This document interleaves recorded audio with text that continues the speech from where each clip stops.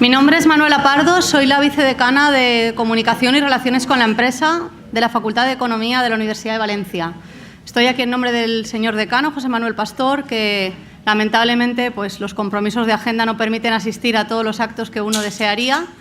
Y la verdad es que como universidad es un auténtico placer contar con actividades como esta y con profesores como el que nos acompaña en la mesa, que están siempre permanentemente dispuestos a saltar ese paso más allá de las aulas e introducirnos en campos nuevos, relacionados y a la vez tan interesantes y tan amenos como va a ser el que lo vamos a tratar hoy. Por lo tanto, como universidad, como Facultad de Economía, solo puedo darles las gracias a los asistentes a la sesión, a las personas que me acompañan aquí en la mesa y paso la palabra al director de esta sesión, don César Camisón. Gracias. En primer lugar, una cuestión de orden, porque la intervención mía irá en español, pero la que vendrá a continuación está en inglés. Para aquellos que deseen traducción simultánea, Jaime les podrá facilitar un aparatito para seguir. Bien, buenas tardes. Muchas gracias a todos por venir. Gracias también a la facultad por estar aquí presente a través de Manoli, siempre apoyando este acto. Gracias a Matthew y a Natasha por estar aquí también con nosotros. La idea del acto que ahora empezamos sería hacer la presentación oficial en España del libro que ellos acaban de escribir, pero del libro ya hablarán ellos como autores, que son los que mejor lo conocen, y por tanto yo me voy a limitar a hacer una pequeña introducción sobre el por qué hemos traído aquí a estas dos personas, sobre por qué hemos montado el seminario de este año sobre pensamiento estratégico y ajedrez, y qué tiene que ver esto de la inteligencia artificial, que aparece algo muy tecnológico, con el ajedrez, que la mayoría de la gente piensa que es algo mucho más cultural y de las artes. Y por tanto, esa comunión y esa unión de tecnología y cultura merece una reflexión. Yo quisiera remontarme para ello, en primer lugar, a el enfrentamiento, la competición que se está produciendo en el mundo entre el hombre y la máquina, o dicho de otra forma que a mí me gusta más, entre el talento, que es algo estrictamente humano, y la tecnología. Hubo un autor, Haber Dreyfus, que ya hacia 1972 escribió un libro de gran impacto que se llamaba What Computers Still Can't Do, y que reanudó más tarde en el año 86 y luego en el año 2001 con dos nuevos libros de actualización, planteando la cuestión de en qué medida las nuevas tecnologías de la información, la automatización, iban a sustituir al hombre. Pero fíjense cómo han cambiado las cosas en apenas 30 años, que el discurso original que se planteaba era ¿qué trabajos serán sustituidos por las máquinas? Y hoy en día ya no nos decimos esto. Hoy lo que nos estamos diciendo es qué parte de nuestro trabajo será sustituido por la máquina, porque ya no va a quedar absolutamente ningún trabajo limpio de influencia, limpio de participación por parte de la tecnología. La tecnología va a sustituir seguro a todos nosotros, sea cual sea el trabajo que realicemos, parte de la tarea. Y parece, ojalá, que esa parte que nos van a reservar el cambio tecnológico va a ser aquellas tareas más intelectuales ligadas a la inteligencia, a la creatividad, al talento en su sentido más genuino. Y por eso el ajedrez es un buen campo para hablar de este tema, porque el ajedrez es un campo privilegiado para estudiar el enfrentamiento entre el hombre y la máquina, la dualidad entre talento y tecnología. Y de hecho, desde hace tiempos inmemorables, goza de la reputación como una actividad cumbre del intelecto humano. Durante más de un siglo, el ajedrez se ha venido utilizando como la piedra roseta que permitiría abrir el conocimiento del intelecto humano, al igual que la piedra roseta en su tiempo permitió descifrar los jeroglíficos egipcios. De hecho, hay otros que hablan de que puede ser la Drosophila melanogaster de la biología humana, es decir, puede ser el modelo que sirva como modelo especie para considerar cómo funciona, cómo se desempeña el razonamiento humano, ¿no? Y por tanto, el ajedrez ha sido durante este siglo el mejor laboratorio para estudiar la cognición humana, el comportamiento humano. El conocimiento de cómo los grandes maestros, y tenemos hoy entre nosotros a Dross, a Miguel Illescas y a Matthew Sadler, puede ser fundamental para llegar a conocer alguna vez cómo piensan las personas, sobre todo aquellas que piensan bien, cómo deciden, aquellos que mejor toman decisiones, cómo procesan la información y en qué medida la inteligencia artificial, este invento de las ciencias de la computación que ha despegado en las 3 últimas décadas puede llegar a imitar su talento. Decía hace más de 200 años Goethe que el ajedrez es la prueba máxima de la inteligencia, ¿no? Y yo creo que la frase permanece vigente, aunque desgraciadamente el campeón del mundo ya no pueda competir contra la máquina, pero yo creo que el ajedrez sigue vivo porque a él podemos seguirle asociando virtudes estrictamente humanas, como es la capacidad de adaptación, la creatividad o la intuición. El sueño de construir máquinas inteligentes es una pretensión que el ser humano ha acariciado desde tiempos inmemoriales. Ya Ramon Lluch, en 1315, en su obra magna, Ars Magna, hablaba de la idea de que el razonamiento humano podría ser introducido artificialmente en un ingenio mecánico, ¿no? Pero lo cierto es que la construcción de una máquina realmente inteligente es algo que se ha hecho mucho de resistir, ¿no? Y de hecho yo creo que sigue sin conseguirse. Sadler, Matthew y Natasha nos hablarán de una máquina que se pretende inteligente, como es AlphaZero, pero hay una discusión abierta, y yo espero que en esta sesión la podamos desarrollar, sobre si realmente es una máquina inteligente o no lo es. Garry Kasparov, que fue campeón del mundo, aunque lógico conociendo a Kasparov y su inmenso ego, sigue diciendo que Deep Blue, la máquina contra la que perdió en 1997 aquel enfrentamiento mítico, es tan inteligente como lo puede ser el reloj programable que todos utilizamos. Eso significa que una máquina estúpida, en sus propias palabras, es capaz de superar el talento humano. ¿Cabe decir, por tanto, que es una máquina estúpida? El debate está abierto, ¿no? Sobre todo cuando, además, aquel viejo modelo del Deep Blue, que respondía a un modelo de aprendizaje automático de primera generación, ha sido superado por los nuevos modelos de aprendizaje que se llaman de refuerzo, basados en redes neuronales, que buscan, ahora sí, imitar la forma en que el ser humano procesa información y toma decisiones. Y AlphaZero es el mejor exponente hoy en día de estos nuevos modelos de inteligencia artificial que se están aplicando a problemas complejos, el ajedrez entre ellos, para intentar replicar, para intentar simular el comportamiento y la cognición humana. ¿Es AlphaZero una máquina inteligente? Bien, la capacidad de adaptar, lo que ha hecho del ser humano una especie que ha sobrevivido durante mucho tiempo es su capacidad de adaptación. Está en la base de la biología evolucionista. Para que una máquina fuese inteligente debería ser capaz de adaptarse al cambio en las circunstancias de una manera eficiente. La pregunta es, si cambiásemos las reglas de juego del ajedrez, ¿cómo se adaptaría esta máquina? ¿Todo el conocimiento que ha acumulado lo seguiría manteniendo o tenía que empezar desde cero? Esa es la prueba del algodón, ¿no? Pero esto nos va a desviar del objetivo último, porque yo creo que lo importante ya no es si en el enfrentamiento entre el talento y la tecnología, entre el hombre y la máquina, uno es más o menos inteligente. Yo creo que la vía más fructífera de debate está en buscar las vías para la complementariedad, porque si nos enfocamos solamente en la competencia, estamos introduciendo una idea que es lo que genera rechazo en la población, y es pensar que somos sustitutivos. Claro, y ahí es donde entran todos los miedos. Por lo tanto, empecemos a pensar que la inteligencia artificial y la inteligencia humana son dos formas de tecnología que pueden trabajar en común de una forma eficiente. Miguel Illescas, 10 años después de que Deep Blue ganase a Kasparov, fue capaz de resistir a Deep Junior, ¿se llamaba? Y habían pasado 10 años y era una máquina más ingeniosa. ¿Y cómo lo hizo? Apoyándose en la tecnología.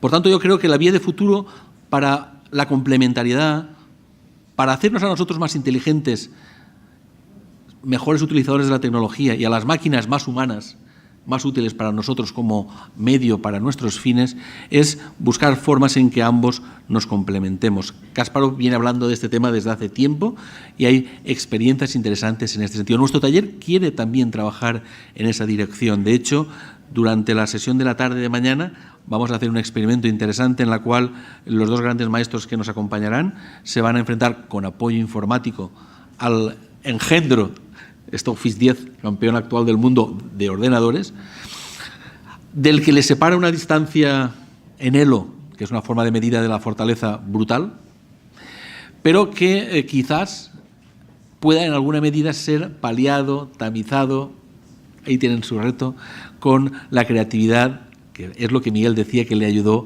a resistir a Deep Junior hace un poquito más de una década.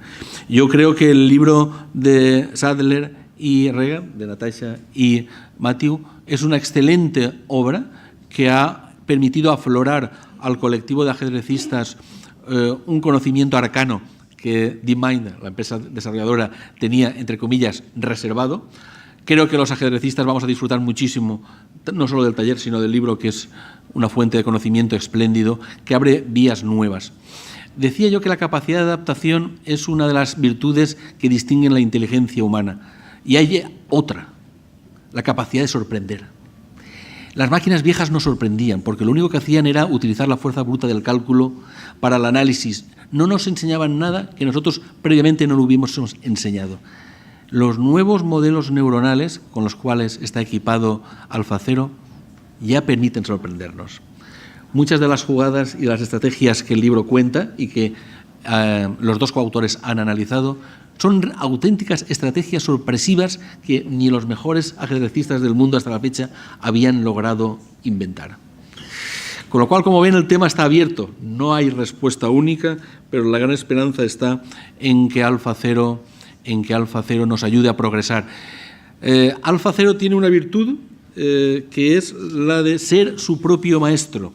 Ser su propio maestro. Tigran Petrosian, ex campeón del mundo, ya dijo que el mejor maestro es uno mismo, ¿verdad? Esta máquina parece que le haya escuchado. Estos nuevos mecanismos de inteligencia artificial permiten que, prácticamente sin intervención humana, una vez han sido entrenados, ellos mismos tomen decisiones, ellos mismos sean capaces de desarrollar respuestas a los problemas complejos. La gran esperanza está, y en esto Google apuesta por ello, en que AlphaZero no solamente sirva para ganar a los campeones del mundo de ajedrez, Go y Shogi, los tres juegos de mesa más complejos que actualmente existen sobre el planeta, sino que además sirva como medio tecnológico para resolver problemas complejos que la inteligencia humana hasta la fecha ha sido absolutamente incapaz de resolver. Su gran esperanza, la gran esperanza blanca, lo que tiene que hacer de la tecnología que AlphaZero personifica, es que sirva como medio para resolver problemas de ingeniería, problemas de la medicina, problemas de la economía, problemas del comportamiento que siguen pendientes de resolver por nosotros humanos, precisamente porque como humanos pensamos de una forma que imposibilita la resolución. El hecho de que una máquina pueda aprender por sí misma nuevas estrategias para enfrentar estos problemas abre esperanzas de que algunos de estos problemas, por ejemplo el del Alzheimer, donde hay estudios muy avanzados basados en estas tecnologías, se puedan resolver. En esta confianza, por tanto, hemos organizado este taller y hemos traído a Matthew y a Natasha para que compartan sus experiencias con nosotros. Ahora es el turno de que ellos nos hablen de lo que han hecho. Muchas gracias.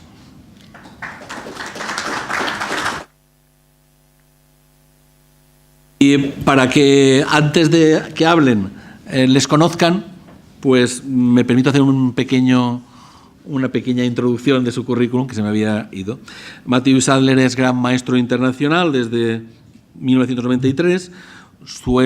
Se acerca a los 2.700 el OFIDE, ha sido 2 veces campeón absoluto británico, es el número 2 actualmente del ranking de aquel país, ha sido miembro del Comité Olímpico del país en 1996, cuando ganaron la medalla de oro como cuarto tablero, y de 1998, y también ha sido miembro del equipo inglés ganador del Campeonato de Europa por equipos del año 97. Ha tenido una experiencia dual dentro y fuera del mundo del ajedrez. Creo que hasta 1997 se desempeñó fundamentalmente como profesional en este campo. En aquel momento ocupaba el puesto 14 del ranking mundial. Lo dejó y retomó una carrera en tecnologías de la información hasta 1999. Más tarde ha regresado como amateur y actualmente sigue ocupando un puesto muy destacado en el ranking mundial. Además, hay que destacar que es un excelente escritor. Ha escrito 6 libros de ajedrez, 2 de ellos ganadores del prestigioso premio al mejor libro de ajedrez del año de Gran Bretaña. Por su parte, Natasha Regan es maestra internacional femenina desde el año 2002. Ha llegado a alcanzar en el año 2005 un elevado elo, 2208. Ha representado a este país en 2 Olimpiadas, Manila y Moscú, y también es practicante de otro de los deportes arcanos, el Go, ¿no? Ha sido campeona del Reino Unido Perú Go en 7 ocasiones. Y además comparte también con Matthew esa ambivalencia entre el mundo profesional y el mundo ajedrecístico. El mundo profesional es un profesional en el ámbito de la gestión de riesgos y de seguros, y también comparte la afición por escribir. Es coautora con él de al menos 2 de los mejores libros que han escrito, los 2 que han recibido los mejores premios al mejor libro de ajedrez del año. Por lo tanto, creo que son 2 personas excepcionales que tienen muchas cosas que decirnos. Gracias.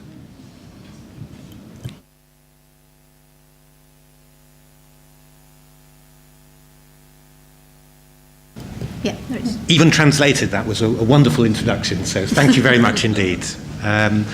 I think we're just going to give you a bit of background about the book. I'll tell you first of all what it's about. Natasha will tell you about how the book came into being, which is quite a nice story, and then we'll finish off just talking a bit about AlphaZero's style, and that should basically cover the book, I hope. So what is the book about? The book is about AlphaZero, which is British company's DeepMind's artificial intelligence algorithm that plays at superhuman level at 3 different games, at Go, at Shogi, and at chess. And the book, in fact, is one of the most comprehensive analyses of an artificial intelligence system, seeing how the artificial intelligence system came into being, how it trains, and how it plays. We kind of view it as a biography of a great player, but not a biography of a player of the past, a biography of a player of the future. You know, that's how we see it. It's also a wonderful collection of great games that are a constant joy to play through. And it's also a manual for club players, for chess players, to learn to improve their game. All the strategies that AlphaZero applies, some of them new, others just, you could say, superior executions of current, of known knowledge. All those things can help, I think, every player to improve enormously. At the very least, it can be a huge inspiration for chess players. Extra tools in your toolbox when you're playing. But also very interesting, apart from the book, is how the book came into being, and Natasha can say a few things about that. So, in December 2017, there was a paper published by DeepMind, not a peer-reviewed paper, but a paper about AlphaZero and how it had beaten Stockfish at chess. And it just had 10 games in, and it described the AI. And neither Matthew nor I at that point had ever heard of AlphaZero. And we were watching the London Chess Classic, big London tournament, together. And all the world's top players were there. And when that paper came out, there was a big stir in the tournament. Everyone was, this is very exciting, what is this new machine? And then people started playing through the games. And they were very sacrificial games, very exciting games. Before this, Matthew and I had previously written another book together. So we had written a book called Chess for Life. And what that's about, completely different. It's about, as people get older, how do they still enjoy playing chess? How can they stay strong at chess? What changes do they make in their repertoire? And we thought this was a very interesting question, and we studied the databases and interviewed top players from around the world about their careers. And that book had won the English Chess Federation Book of the Year. So we'd written a book before, and as soon as this paper came out, Matthew thought, isn't it exciting how AlphaZero plays? And I thought, couldn't we write the same sort of book about AlphaZero? Couldn't we do interviews about how it was made and the story behind it, so get the human interest and also show the play? And as it happened, both of us know Demis Hassabis, who's the chief executive of DeepMind, because he used to be a strong chess player as a junior. He was second in the world in his age group when he was very young. He maybe was 12 years old. When he was 12 years old, he gave up chess and took up computing. And now he's one of the top AI researchers in the world. So we said to Demis, we've written this lovely chess book. Could we write the same type of chess book? And we gave him the chess book. And he said, I don't know, I'll have to go away and think about it. So he went away and read the book. And then we were very happy when he said, yes, come in and you can write a chess book about AlphaZero. So one of the highlights of that book is an interview with Demis and how he started getting into this. He plays all the games you can think of. He's a very big games player, as well as being a multi-millionaire AI researcher, and very nice guy. So that's how we came to be writing this book. And now Matthew's going to tell you some more about the style of play. Yeah, it's quite interesting. I mean, when we were asked to come into DeepMind, I think we wondered a little bit what we'd actually find. I think if you've experienced computer against computer chess before, you'll know that there are sometimes some absolute pearls, some absolutely wonderful games, but there's also a lot of very long games where there's an awful lot of shuffling and the machines seem to cancel each other out.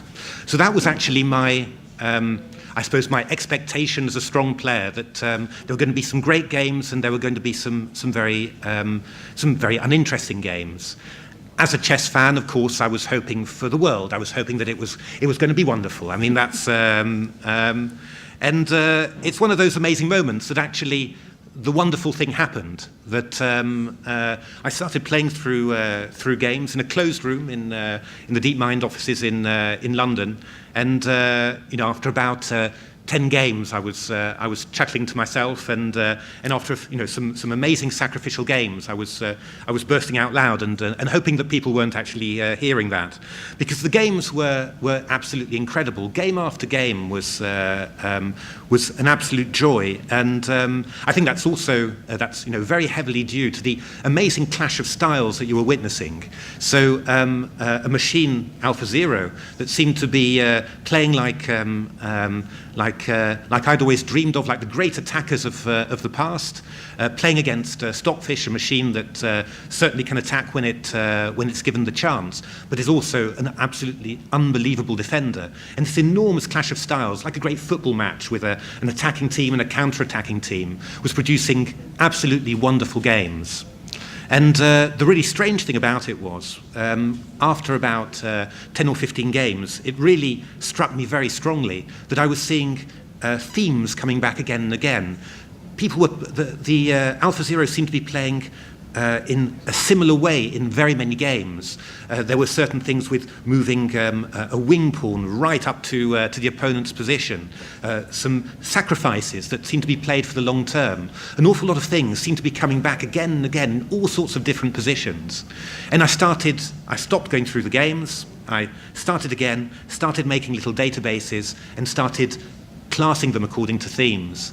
And by the time I'd finished, I had 30, 40 different themes, different things that it seemed to be doing again and again and again. And the nice thing was that I'm quite an enthusiastic guy about chess, and so the technicians came in. Got to realise about DeepMind, most of these guys just are not games players.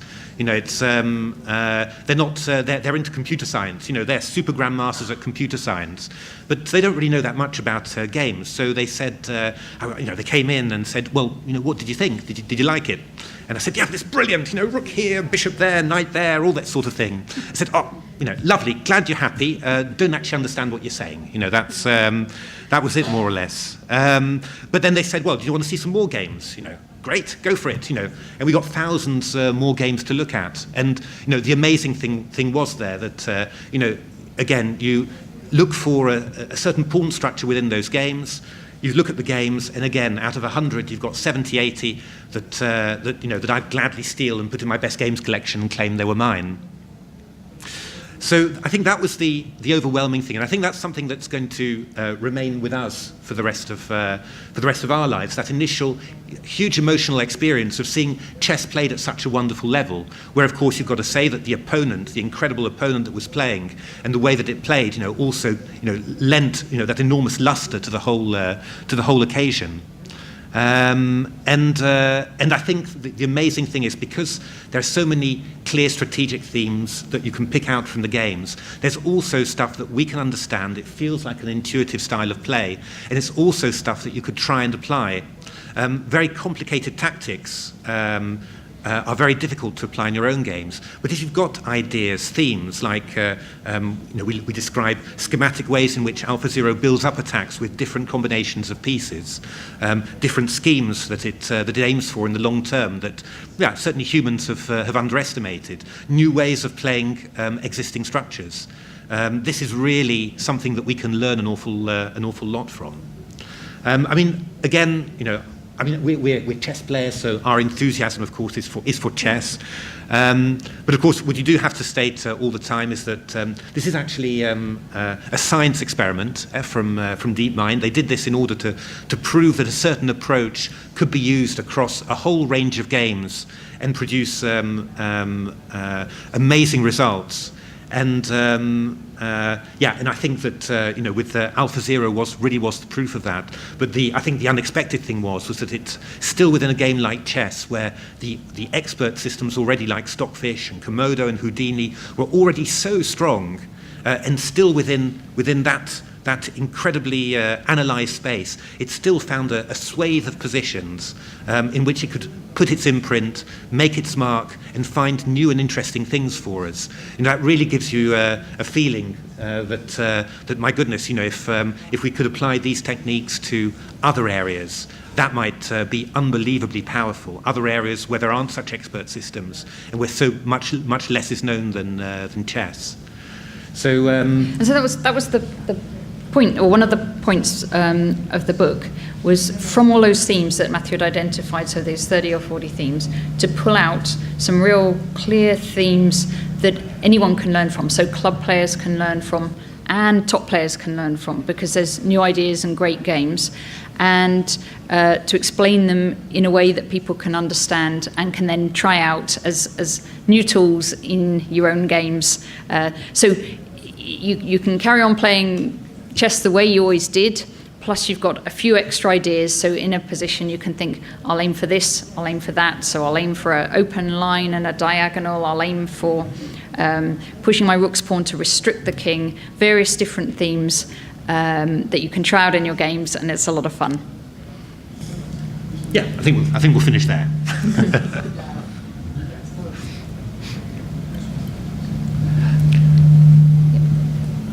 Bien, por supuesto un turno abierto de palabras, de preguntas y de debate para que cualquier de los asistentes pueda preguntar fundamentalmente a los dos autores, que son las estrellas de la tarde.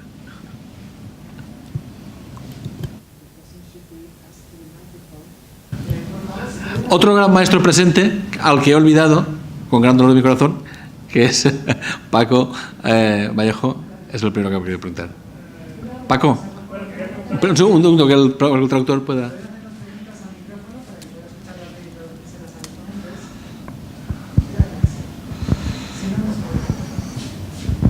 I wanted to ask Matthew about, did you have access to all the whole match of AlphaZero versus Stockfish? You had access to all the games because it was published like, I think just maybe 100 or something like that? Okay, so what we had access to was the following. We had access to 210 games from the matches between AlphaZero and Stockfish 8. So that was games from the normal series, from the starting position, and also from the special games starting from the TECEC position. So that's special openings which are designed to create imbalance. We also had access to 2,000 extra games, which were actually also prepared for the scientific paper that was later released, in all sorts of different openings. And we also received, it must be in the end something like almost a couple of hundred extra games where we asked for play from specific openings. So, for example, from a Grunfeld or stuff like that, just in order to test certain theories that we had. So, yeah, I mean, you could always see more, but we saw an awful lot in actual fact.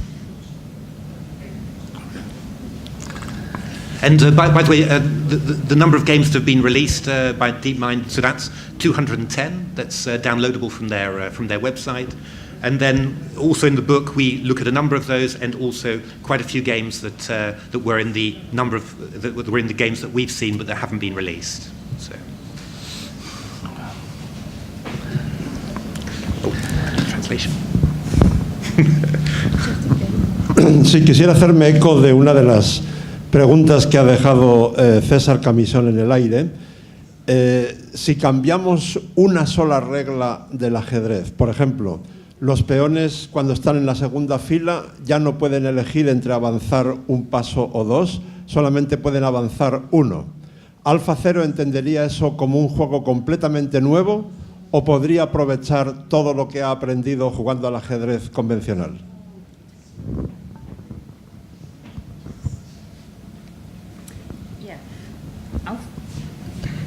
AlphaZero would need to retrain, so it would need to go through its training process again. The program behind AlphaZero is very general purpose, and so it was basically the same techniques that were used for Go, chess, and shogi. So just changing a rule about how the pawns move could quite easily be incorporated into that just as a change of rules, and then it could teach itself again. So the learning process, AlphaZero did it in 9 hours, but using quite a lot of hardware in that 9 hours, and it played against itself very quickly a lot of times. So it was 44 million games it played against itself. So with those new rules, it would start again. So it wouldn't try and play based on the stuff it already learned. It would start again, play a lot of games itself very quickly, but it would then get very, very strong at that game. Yeah, I mean, you started off at breakfast, and then by dinner time you'd have the strongest thing there's ever been again. Do you call that an intelligent machine? A very flexible machine, I think. A basic algorithm that can be applied to all sorts of different areas, and it can teach itself, all sorts of different things. So, supremely flexible. Mm-hmm. And sort of not exactly that, but related to that is people have described AlphaZero's style of play as being quite intuitive, so being quite human-like in some ways. And what we think's behind that is with the traditional types of engine, it will try and calculate the very best path for both sides. So it'll say, I do that, you do that, and get to what's the best answer for both sides. What AlphaZero does is a little bit different, because it'll say what it thinks is a good move, but it'll keep all the different paths it's analysed. And so if along that path everything's good, and then it's more likely to want to go down that move. So it goes towards a position that kind of feels good or is good. So it's a little bit more stable compared with if there's something surprising in the position down the way. So it sort of takes account of similar types of position when it's saying how good is the move. And that's a bit like what humans do, because you kind of say this move feels a bit dangerous. You don't necessarily analyze every line. You just say this feels like it's risky, or this feels like it's promising. And so AlphaZero has that kind of thinking by taking all the paths it's looking at. So it's a little bit more maybe intuitive than some of the traditional engines. First of all, congratulations, Natasha and Matthew, for your hard and dedicated work, because I think without your book, the beauty of these games will remain as part of a scientific paper or a trade secret. And my question is, it seems that the AlphaZero algorithm is problem-solving oriented. So how far, or how close is the AlphaZero algorithm to unravel the mystery of the chess, of solve the problem of chess? I think it's a myth or something like that, but in terms of scientific research, it can be possible, or not? Yeah, we've had quite a few discussions about this. I mean, I actually believe that that there's still a very, very long way to go before chess is solved. And I think that comes partly because I think I considered before seeing AlphaZero's games, actually, I considered that perhaps engines had got as strong as they ever could do, and that it was virtually close to optimal. And then you see a new technique generating new ideas in chess, new positions that get assessed differently, and yeah, all of a sudden the game looks completely different. And I mean, I do feel that that AlphaZero is not perfect. It makes mistakes as well. So there's bound to be still quite a bit of space for maybe other techniques to come in and take chess further. So I don't think we're still very close to solving chess. Absolutely, I think you are getting quite close to playing so well that it doesn't really matter anymore. You know, it's. I think that we are getting close to that. But in terms of actually solving chess, I think there's still a lot of richness left in the game. One question about how people focus the game on the openings, because many people try to copy what they see in the grandmasters and the computers and so on, and we can see that each time there are less openings being employed by people, because people are concentrated on the Berlin and 3 or 4 defenses. Do you think AlphaZero is going to open this range so that people will believe in playing other openings, or is AlphaZero going to close this range and we will see less openings, less different openings played by the elite? You can, yeah. Okay. Okay. So, what we've noticed looking at top players' games is they do employ a lot of different openings. I mean, particularly with white. Okay, they'll and partly that's because with their heavy computer analysis, then they want to surprise the opponent and get some variety. And also, top players seem to be studying lines that have previously been considered quite quiet lines, like the London system, for example, and various lines like that. AlphaZero is different. So Bobby Fischer said E4, 1E4 best by test.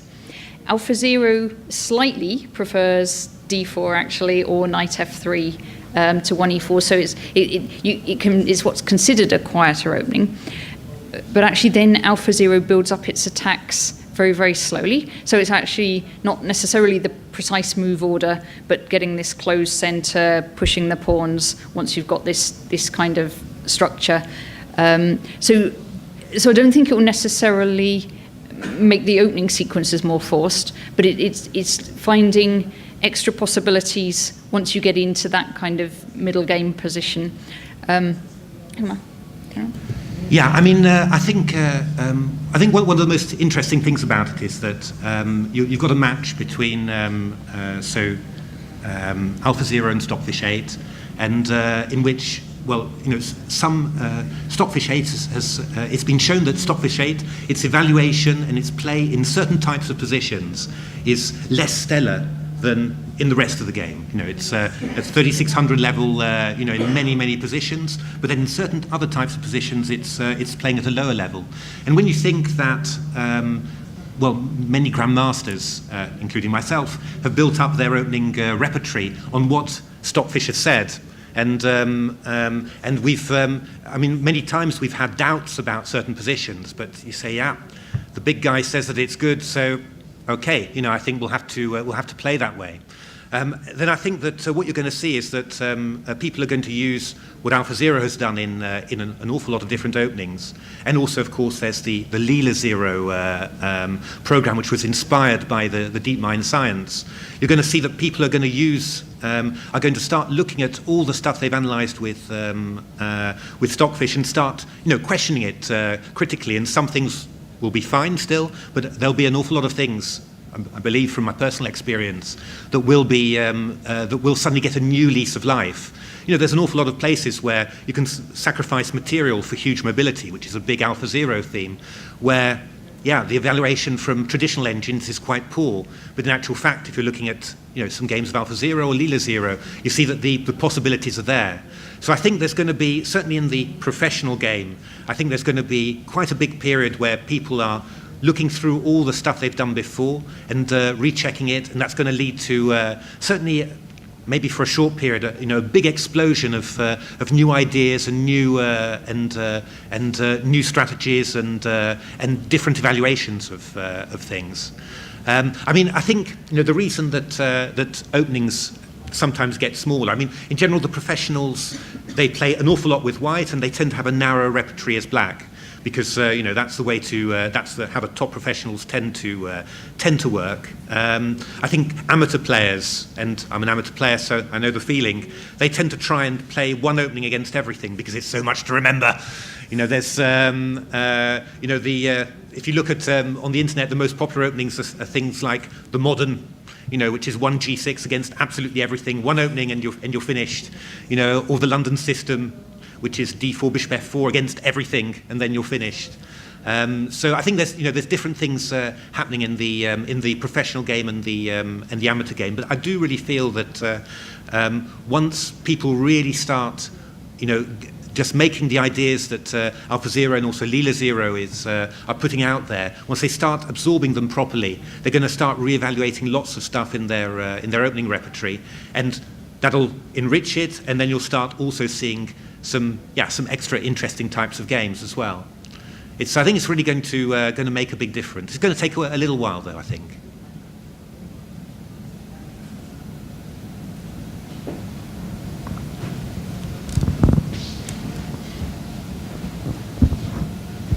Enhorabuena a ambos por el libro.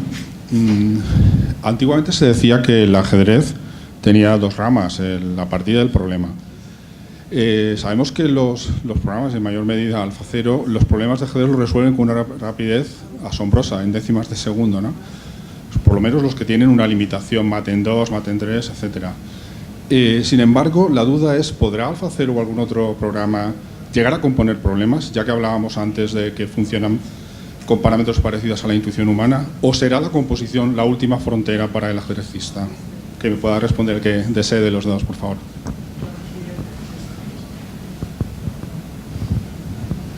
Oh, you mean create chess problems like studies, or yeah? This is all about creativity simply. We haven't actually discussed that question. The only thing I can say is that when the DeepMind, the scientists and researchers, they talk about challenges ahead. There's all sorts of challenges, things that we take for granted as humans that machines still have to do, such as learning not from 44 million games, but from one game, or learning from a book, or learning from someone else. So I think there's it's incredibly impressive. It's amazing what AlphaZero can do, but there's still huge frontiers for creativity that still have to be broken. And I guess, to be honest, that creating beautiful studies is probably one of them. Yeah, AI has been involved in artwork though, so not chess composition yet, but certainly there's I know Google have done some stuff on like landscape pictures and merging in animals and various things, and it's quite interesting artwork. So I think AI could be used to come up with problems eventually, but I'm not aware of anyone having tried to do it yet. Bueno, yo tenía una pregunta, pero también querría comentar lo de José Antonio porque es una cuestión muy interesante y quizá podría aportar algo al respecto. De hecho, la inteligencia artificial se supone que ha venido para ayudarnos, y en ajedrez a miles de amateurs ya les está ayudando, porque cuando tú juegas una partida por internet hoy en día, nada más acabar, el programa te dice dónde te has equivocado.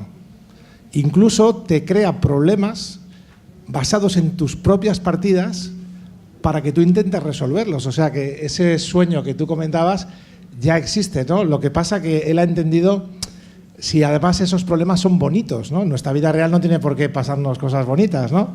Pero desde luego sí nos ayuda a ser mejores jugadores, que la máquina inventa, crea problemas basados en los errores que hemos cometido.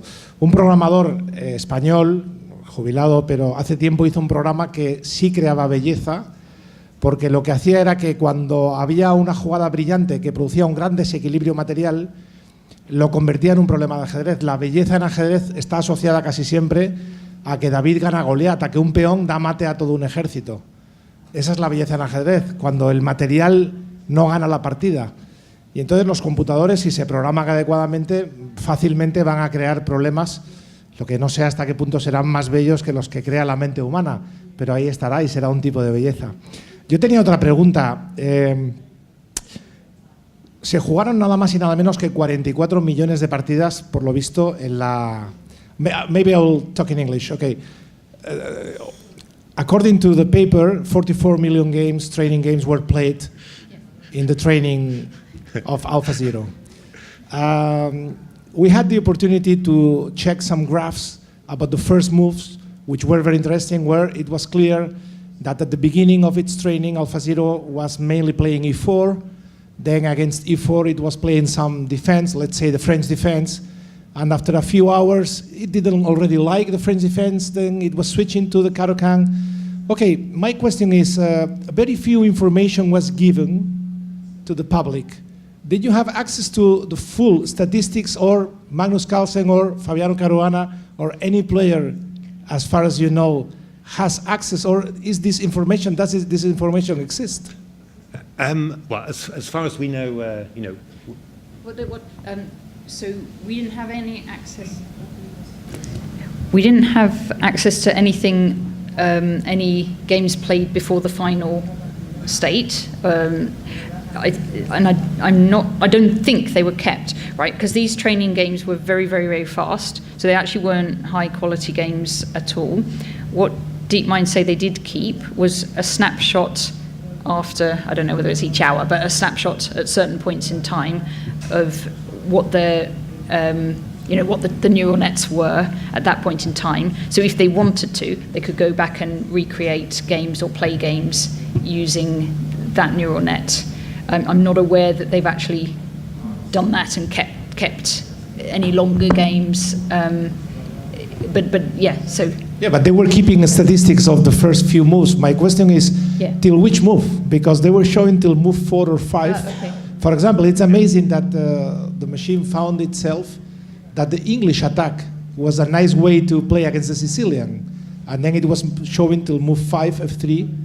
But what about move 6, move 7? That information would be amazing, because for professional chess players, if somebody which is so incredibly good plays million games against another one which is also incredibly good because it's itself, that information would be incredibly valuable. Yeah. Does this information exist? I mean, did they kill all this information? Yeah, I mean, it's what Natasha said. As far as we're aware, they didn't keep any of the games that they produced. They just kept snapshots of the progress of the AI, because I guess again, it's a science project, not a chess project. So the progress is the interesting thing, not the games themselves. And I think it takes a lot of space or. No, I don't mean the full games. Just a bit more. Not only move 4, but move 6, move 8. No, they didn't keep these statistics, no? We didn't. We certainly we're not aware of that, and we certainly don't have any of that information. The games that we had were produced by AlphaZero when it was fully born and playing at its strongest.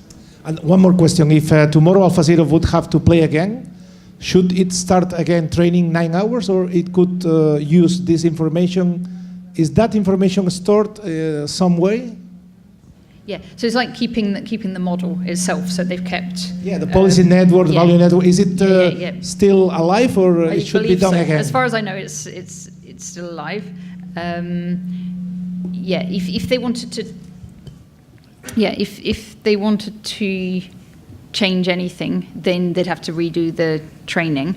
But I'm guessing a bit. But I believe that they still have alive a sort of AlphaZero. That they could use to play games if they wanted to. So if I would like to become a better player, I could go there and, okay, let me play with AlphaZero, no? And it's still there. I mean, you only need the hardware to run it. That's what you mean? I believe so, but it would be. I suppose DeepMind have lots of projects they're into, and so they probably wouldn't.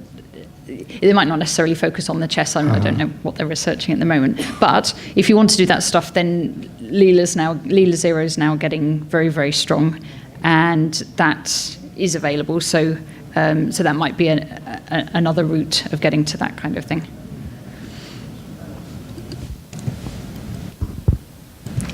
Yeah, I mean, I think also worth saying that there's a recent speech by Demis Hassabis, which is well worth seeing. It's given at the MIT, end of about 30th of March. And it's a 1-hour speech, but really, really great. I mean, Demis is fantastic once he starts talking. And he actually does a whole tour of where things have come from, what they've done with AlphaGo, AlphaZero, more or less what we say, only very, very eloquently.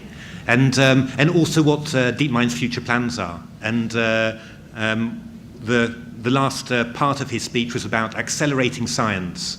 So they feel they've got a huge amount out of games. All the reasons why they look at games as a handy tool for training their algorithms. And now it's the time to apply it to accelerating science to all sorts of areas. I mean, I don't know whether you saw it recently, but there was a protein folding competition, which was won by they called it AlphaFold. Then the same algorithm that was applied to another problem. So I think that is that seems to be a huge focus now to let AlphaZero loose on real world problems and really exploit its potential there. Well worth watching that speech. So at MIT, I think it was. End of March, 23rd of March or something, so on the DeepMind blog.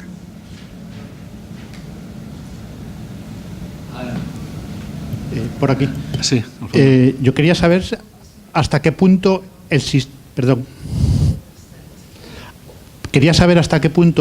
de evaluación clásico que hacen los programas de 0.00, que se habla mucho en el libro, queda obsoleto, si les va a obligar a cambiarlo. ¿O seguirá vigente en paralelo a cómo evalúa las posiciones AlphaZero?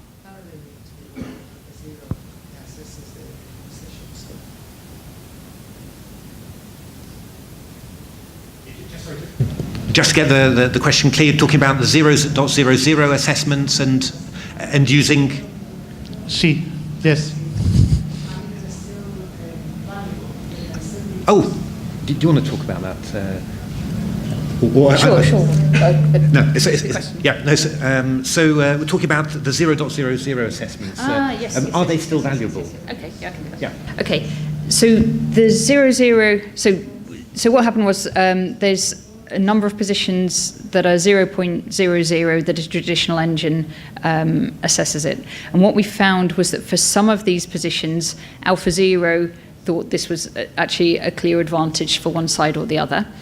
And that could be for a number of reasons. So some 0.00 are that because the game's drawn.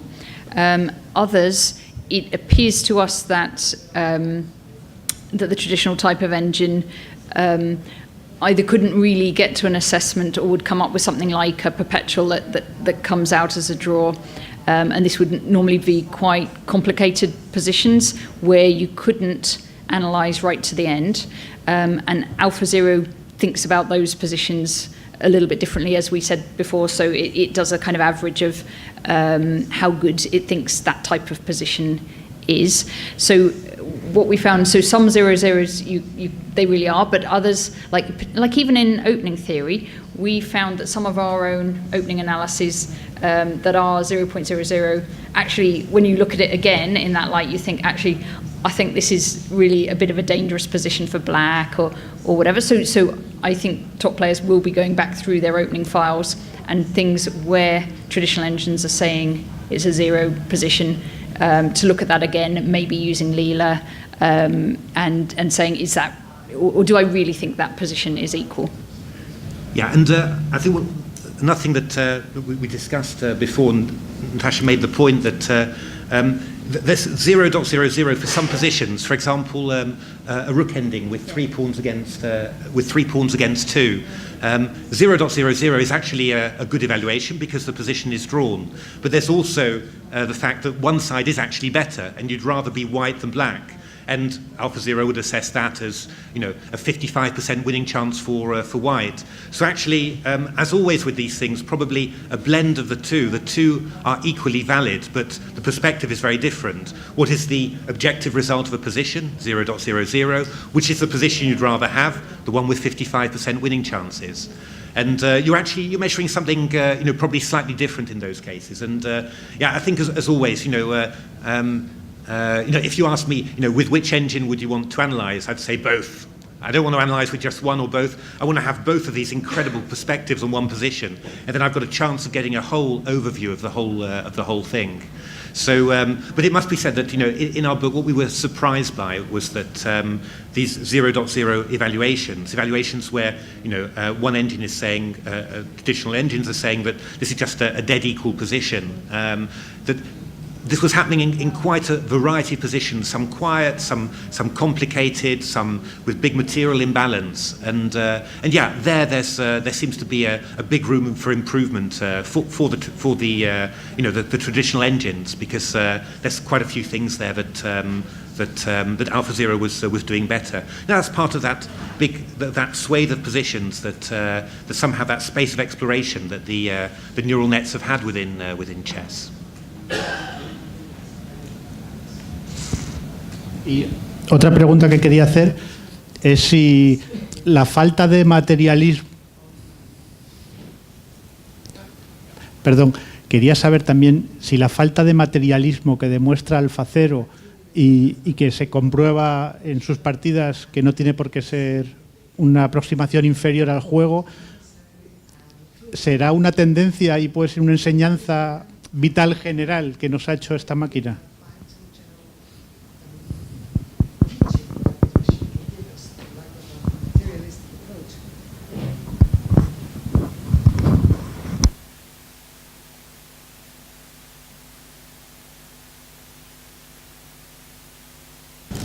I think that you've got to put it in perspective all the time, because there are great attacking players who sacrifice material in positions. But what you're seeing with the AlphaZero approach is that it's sacrificing pawns for very long-term compensation, and the fact that there are open lines which are created by those sacrificed pawns and channels for the pieces to enter in, that restricts the opponent's position to such a degree that in the long term the opponent's chances are very poor. And this is actually a very complicated concept, but again with so many games to serve as a model and to inspire you, then I think that it becomes quite possible to think to work in that way. Again, I think that you're going to see, if it's going to start anywhere, it's going to start with the professionals, or it's going to start with amateurs like us who give the pawns away and then say, well, AlphaZero wouldn't mind, and then on we go, and we'll pretend that we meant that. But I think you're going to see it first of all in the professional game, where opening preparation starts looking at those what you'd call very speculative sacrifices and start trying to turn them into something good. And I think, I think that the availability of LucidlyZero from that point of view is going to be very important, because one of the things that we noticed when doing this book is that analysing the games, it felt like going back to the pre-computer age. Because, of course, what you've got a machine that's defeating the previous strongest machine. And which machine would you normally use to analyse the games? You'd normally use Stockfish. But that's just the machine that was getting that was having problems. So actually, I did a lot of putting the computer aside, desperately trying to put my AlphaZero hat on, sacrifice lots of things, and then just try testing those ideas. But that's quite difficult, and it took months and loads of weekends and evenings. With a machine like AlphaZero, like LucidlyZero available, you can actually just generate those ideas, throw them against this fantastic defender Stockfish, and see where it comes out. I think there's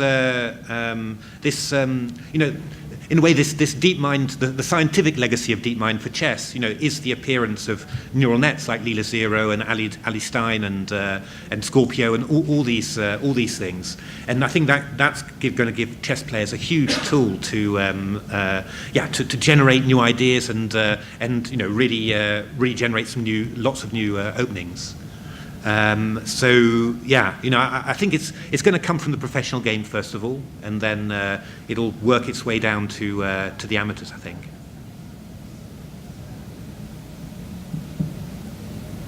¿Alguna pregunta más? Sí.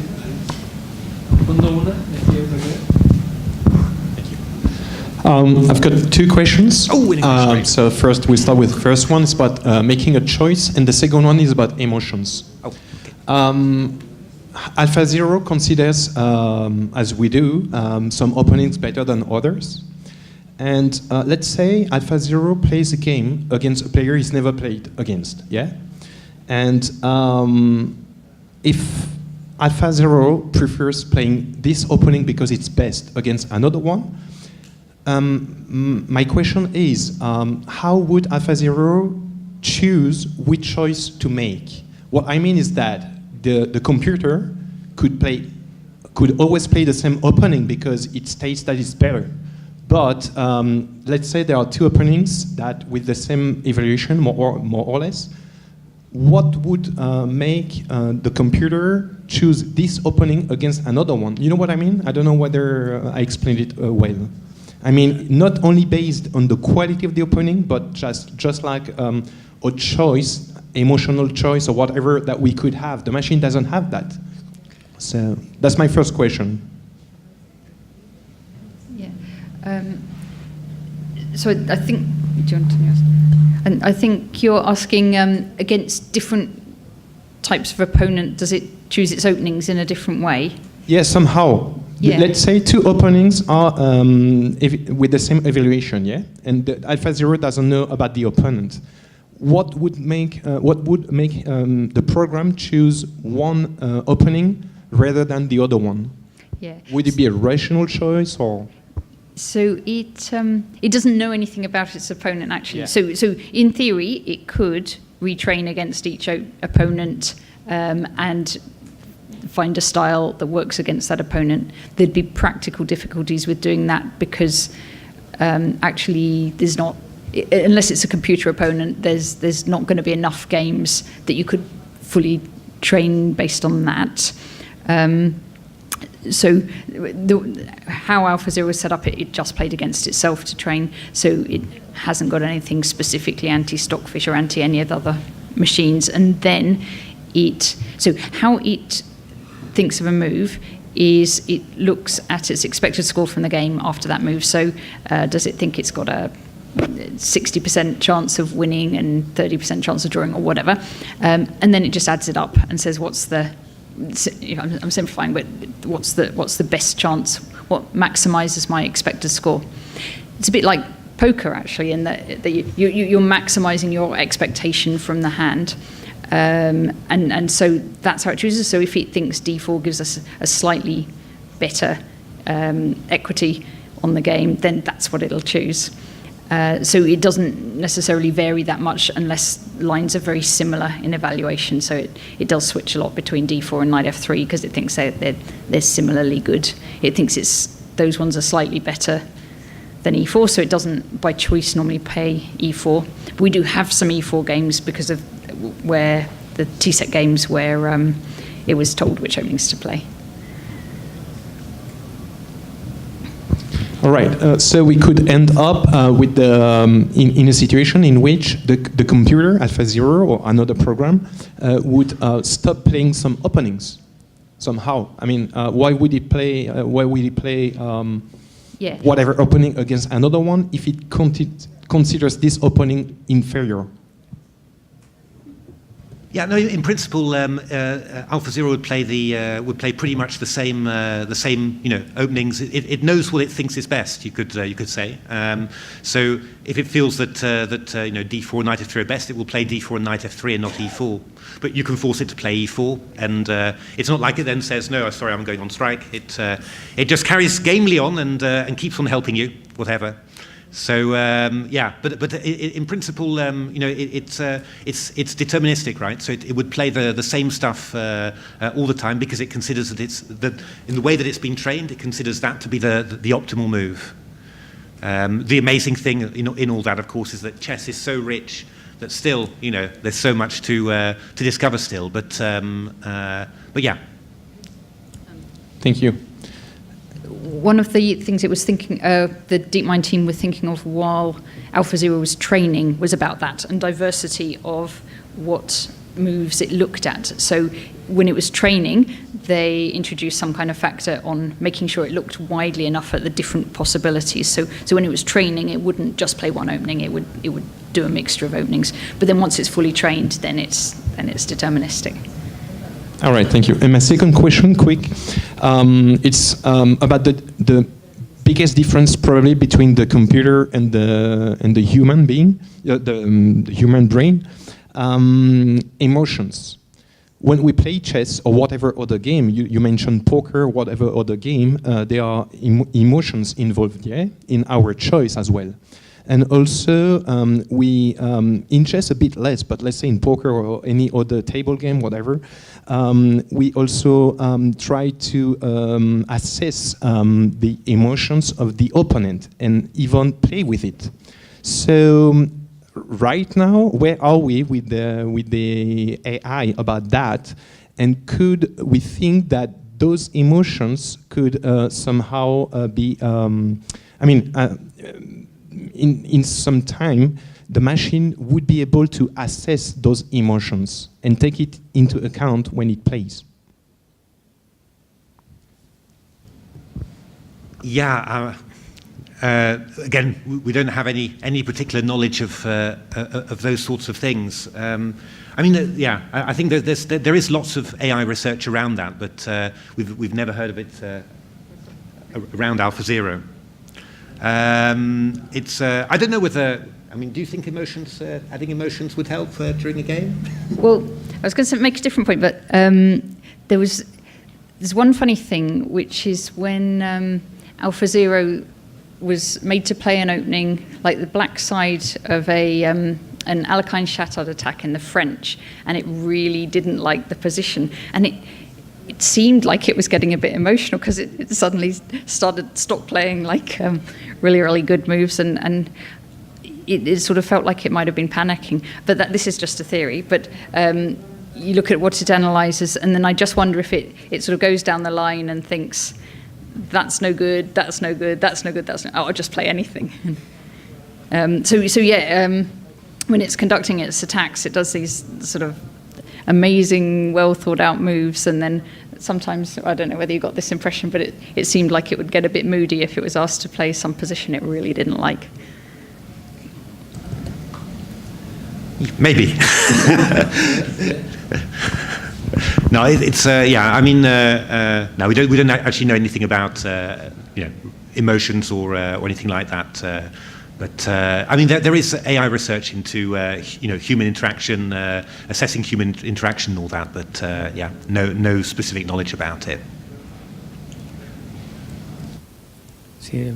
No, mi pregunta es la misma, pero al contrario. ¿Puede tener conocimiento de mis emociones?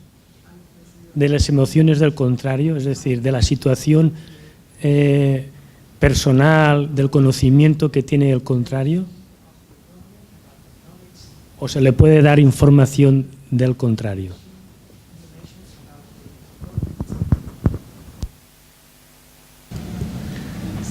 This is an interesting question, but it's again the goal of DeepMind, I suppose, was to test their algorithm and actually give it zero knowledge. That's where the AlphaZero bit comes in.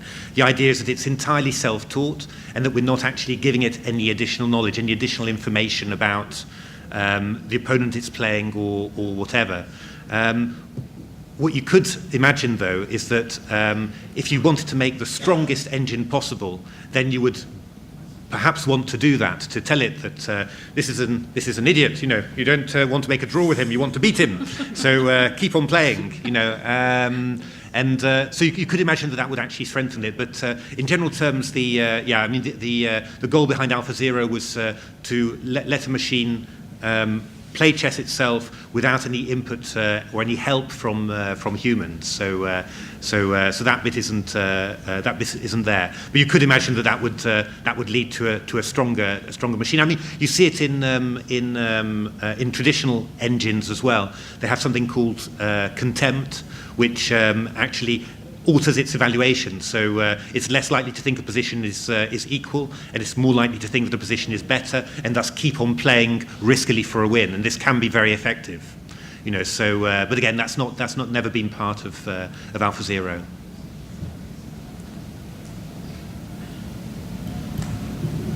¿Alguna última cuestión? ¿No? Bueno, pues nada. Muchísimas gracias a todos. Gracias a todos.